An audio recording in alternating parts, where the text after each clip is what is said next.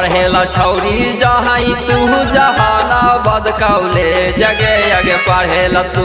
जाही के छौरी जहाना बदकौले जगे आगे कैसन हाल थुन फुआ सिंदरिया ना दिल खुन नौले जगे आगे कैसन हाल थुन फुआ सिंदरिया ना दिल खुन नौले जगे आगे पढ़ेला छौरी जहाँ तू जहाना बदकौले जगे आगे पढ़ेला तू जाही के छौरी जहाना बदकौले जगे आगे कैसन हाल थुन फुआ सिंदरिया ना दिल खुन नौले जगे आगे कैसन हाल थुन फुआ सिंदरिया ना दिल खुन नौले जगे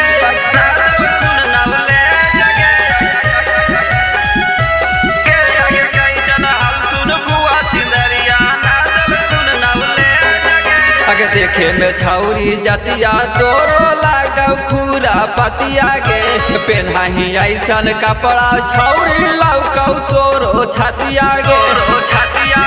आगे देखे में छौरी जतिया तोरो लागौ खूरा पतिया गे पेन्हाही ऐसन कपड़ा छौरी लौकौ तोरो छतिया गे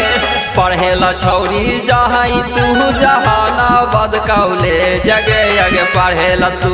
जाही के छौरी जहाना बदकौले जगे आगे कैसन हाल थुन फुआ सिंदरिया ना दिल खुन नौले जगे आगे कैसन हाल थुन फुआ सिंदरिया ना दिल खुन नौले जगे आगे खुन नौले जगे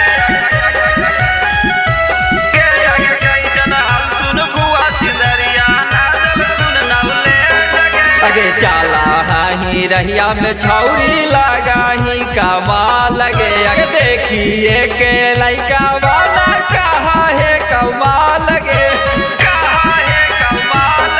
आगे चाला हाही रहिया में छौरी लगाही कमाल लगे आगे देखिए के लइका वाला कहा है कमाल लगे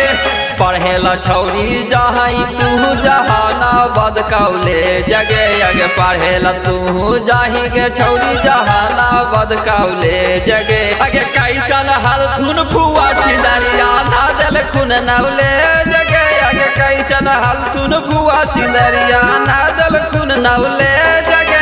म्यूजिक रिकॉर्डिंग स्टूडियो नौशहरा।